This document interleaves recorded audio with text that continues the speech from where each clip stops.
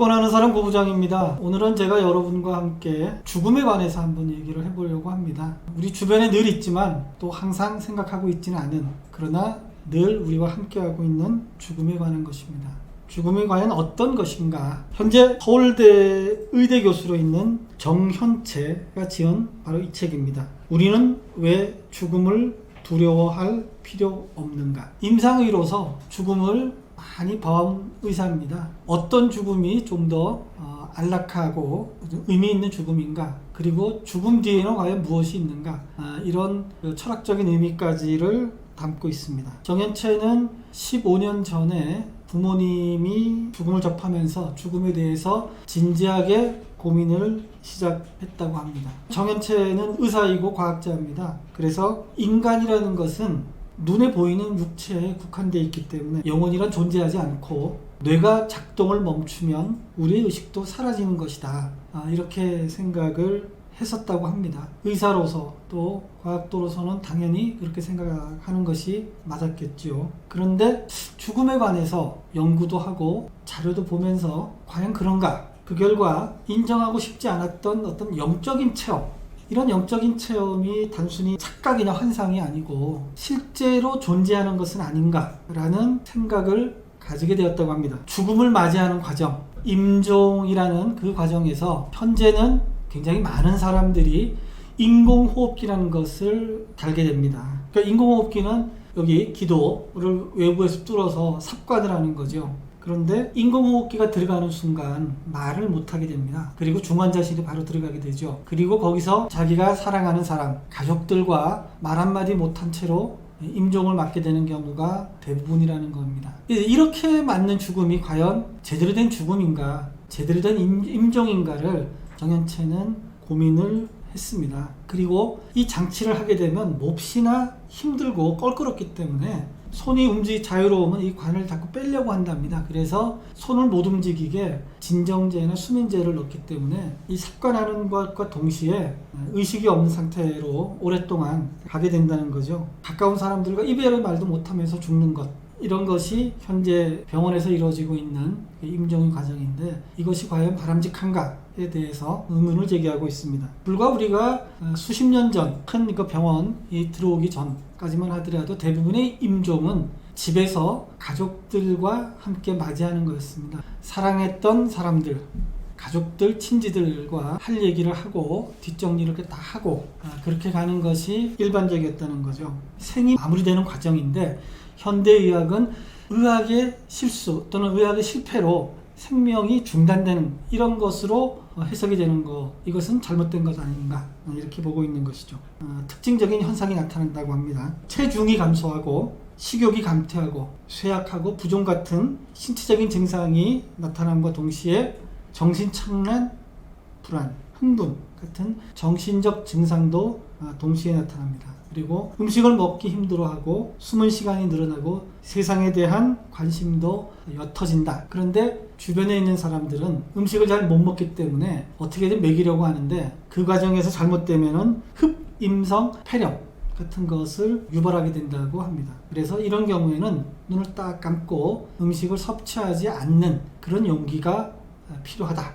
이렇게 얘기하고 있습니다. 왜냐하면 노인은 먹지 않아서 죽는 것이 아니고 생명력이 다해서 먹지 않는 것이다. 이렇게 생각을 해야 된다. 임종이 며칠 남지 않는 가족들이 환자에게는 병명을 또는 얼마 남지 않았음을 알리지 않았으면 좋겠다라고 하는 가족들이 많이 있다고 합니다. 그래서 환자는 자기가 죽어가고 있다, 그리고 죽는다라는 것을 모르고 임종을 맞이하는 준비를 못한 채로 임종을 맞게 되는 그런 경우도 많이 있다는 것이에요. 그래서 여태까지 살아온 자기의 삶을 정리하지도 못하고 또는 자기가 했던 사업도 정리하지 못하고 또는 자기가 했던 일도 마무리 못하고 인사도 못하고 그렇게 가는 경우도 꽤 많이 있다. 이렇게 얘기하고 있습니다. 어떤 통계에 의하면 환자는 본인의 병에 대해서 96%가 정확히 알기를 원한답니다. 내가 어떤 병에 걸렸고 내 삶이 얼마나 남았고 그리고 내가 며칠 후면 임종을 맞이한다는 것을 알기를 원한다는 것인데 가족은 76% 정도만이 환자에게 알리는 것을 동의한다고 합니다. 그런데 정말 중요한 것은 환자 자신 더 중요하지 않겠습니까? 정연채가 이 책을 통해서 정말 하고 싶은 얘기는 따로 있습니다. 근사체험에 대해서 얘기하고 싶어 합니다.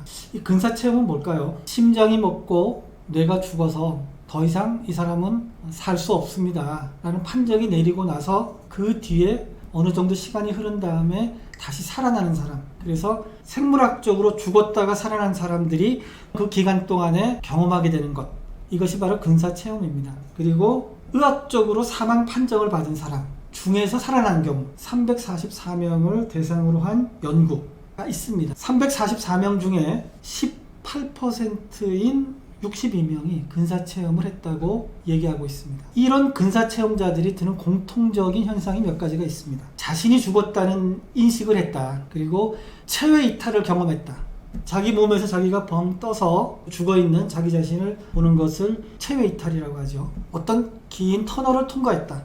그리고 밝은 빛이 나를 비췄거나 내가 그 밝은 빛으로 걸어 들어갔다. 먼저 떠난 친지와 가족을 만났다. 또는 우리가 천국이라고 얘기하는 천상의 풍경을 봤다. 그리고 삶과 죽음의 경계를 인지하고 있었다. 자신의 생을 회고했다. 이런 것들이 근사체험을 하면서 느꼈던 공통된 현상이다. 이렇게 얘기하고 있습니다. 그리고 이런 근사체험을 한 사람들은 그 이후에 자기의 삶이 어떻게 달라졌는가? 공감과 이해 수준이 많이 높아졌고 인생의 목적이 무엇인가를 좀 더 잘 이해하게 됐다. 그리고 영적인 문제에 관심을 더 많이 가지게 됐다. 그리고 죽음이라는 것이 반드시 나쁜 것, 힘든 것, 그런 것만은 아닌 것 같다. 그리고 사후 생에 대해서 어떤 믿음이 생기고 지금 살아가고 있는 일상사에 대해서 많이 감사하는 마음이 늘었다. 이렇게 얘기하고 있습니다.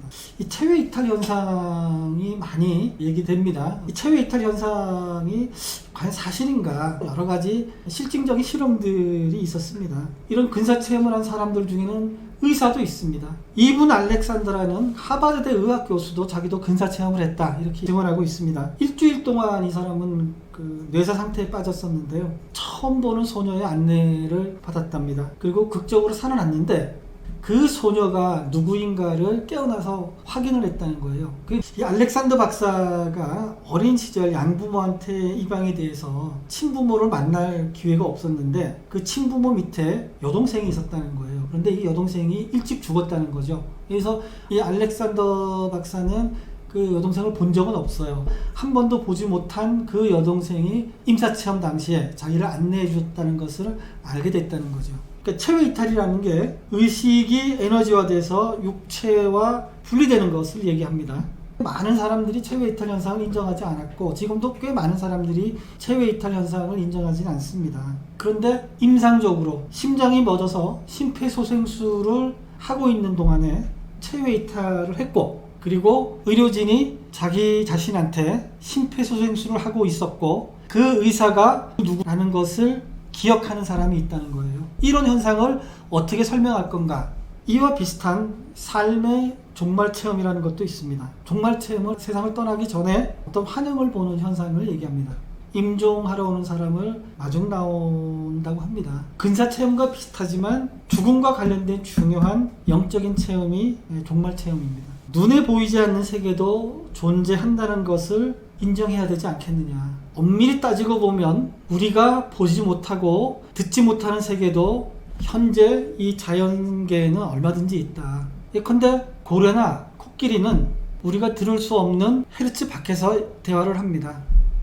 우리 주변에서 많이 쓰고 있는 전자기기도 그렇습니다. 전파나 전자파도 우리가 볼 수는 없지만 지금 여러분이 유튜브나 스마트폰을 통해서 보고 있지 않습니까? 자외선, 적외선 이런 것들도 우리 인간의 눈에는 보이지 않지만 실제 존재하지 않습니까? 그런 겁니다. 죽음 이후에 또 다른 영적인 세계가 있다는 것도 이와 비슷한 거 아닐까라고 정연채는 얘기하고 있습니다. 사람은 언제 죽음과 마주할지 모릅니다. 그래서 자신의 죽음에 대해서 늘 성찰하고 마음의 준비를 하고 있을 필요가 있다. 건강할 때 유언장 그리고 사전 연명 의료 의향서. 그러니까 내가 의식이 없을 때 심폐소생술은 하지 말아라. 삽관은 하지 말아라.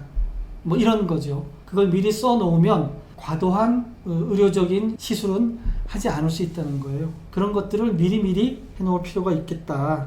이렇게 얘기하고 있습니다. 한 10여 년 전에 세계 40개국의 국민들을 대상으로 해서 죽음의 질에 대해서 조사한 바가 있답니다. 영국이 1위였고요. 한국은 32위였답니다. 죽음의 질과 관련된 항목 중에 굉장히 중요한 항목 하나가 마약성 진통제입니다. 죽음을 앞두고는 대부분의 사람들이 극심한 통증을 겪습니다. 그래서 이 극심한 통증을 완화해 줄 수 있는 좋은 치료제가 마약성 진통제입니다. 그런데 함부로 쓰지 않죠. 그런데 정현채가 이렇게 얘기합니다. 내일 모레 죽을 사람인데 마약 중독성을 걱정하느냐. 살아있는 동안 그 극심한 통증으로부터 벗어나게 만드는 것이 의료인의 역할 아니겠느냐. 이것이 삶의 질을 높인다. 죽음의 질을 높인다. 이렇게 얘기하는 것이죠. 죽음이 불과 며칠 안 남았다고 하는 사람만에게 치료를 명목으로 해서 무리하게 의료적인 시술이나 투약을 하지 말고 남은 시간 동안 이 사람이 편안하게 죽음을 맞이하고 죽음을 준비할 수 있도록 해주는 것이 훨씬 더 도움이 되지 않겠느냐. 잘 준비된 죽음이라는 것이 과연 무엇인가. 환자가 자신의 죽음을 인지하고 통증을 완화하거나 조절하면서 산들 또는 하지 못한 일들을 명확하게 정리할 수 있게 하고 환자가 편안해하는 환경 속에서 임종을 맞게 하는 것. 이런 죽음이 잘 준비된 그리고 임종을 잘 맞이하는 것이 아닌가 이렇게 얘기하고 있습니다. 나이 먹는 즐거움이라는 책을 낸 박어진 작가는 자신의 죽음과 장래에 대해서 미리 써놨습니다. 내가 의식을 잃으면 응급실이나 중환자실로 끌고 가지 말고 인간의 위험을 가진 채 죽을 수 있게 해달라. 종교의식 대신에 노래를 부르고 춤을 춰달라. 내 시신은 시신 기증서대로 이행해달라. 그리고 자식들이 절대로 제사를 지내지 말아라. 이런 것을 미리 써놨다고 합니다. 오래전부터 안락사를 허용해온 국가가 있습니다. 스위스입니다. 1942년부터 안락사를 허용하고 있습니다. 그런데 안락사를 받을 수 있는 조건을 대단히 엄격하게 제한하고 있습니다. 참을 수 없는 고통을 호소하는 말기 환자이면서 이 사람이 스스로 행위에 대한 판단 능력이 있어야 됩니다. 말기 환자가 돼서 의식이 없거나 또는 치매 상태거나 이런 사람은 안락사가 안 된다는 거예요. 자살에 대해서도 얘기하고 있습니다. 자살이 주위에 미치는 영향은 생각보다 훨씬 크답니다. 마치 핵폭발 후에 생겨나는 엄청난 양의 방사능 낙진과도 같다 이렇게 얘기하고 있습니다. 자살은 당사자 혼자만의 문제가 아니고 주변에 남겨진 굉장히 많은 사람들한테 나쁜 영향을 미친다. 자살자 한 명이 주위에 있는 5명에서 10명 정도의 사람들에게 자살 충동을 심어준다고 합니다. 자살한 사람의 가족이 이 사람들의 자살 충동은 일반인들의 80배에서 300배랍니다. 자살한 사람을 지켜주지 못했다는 그 죄책감 이런 것들이 굉장히 크다는 거예요. 제 주변에서도 저와 가까웠던 사람들이 그런 극단적인 선택을 한 적이 있습니다. 30년이 지났지만 여전히 내가 왜 그때 그 사람하고 좀 더 많은 시간을 들여서 얘기하지 못했을까라는 후회하는 마음이 지금도 여전히 있습니다. 그래서 핀란드 같은 경우에는 자살했다는 사실을 아예 보도하지도 않습니다. 그리고 특히 어떻게 자살했는가라는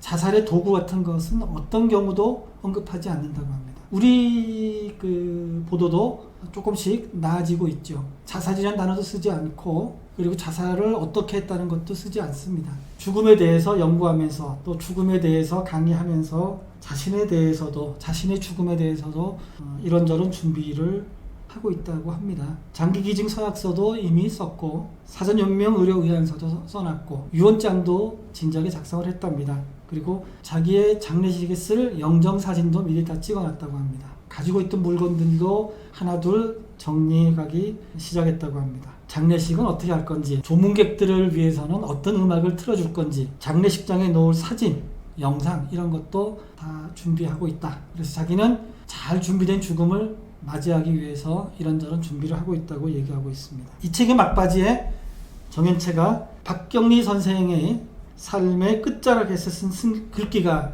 참으로 공감이 간다고 소개하고 있습니다. 저도 앞선 영상에서 소개한 적이 있습니다. 다시 한번 여러분에게 소개해 드리려고 합니다. 모진 세월은 가고 편안하다. 늙어서 일이 편안한 것을 버리고 갈 것만 남아서 참 불가분하다. 저 역시 이 글귀에 정말 공감하던 바입니다.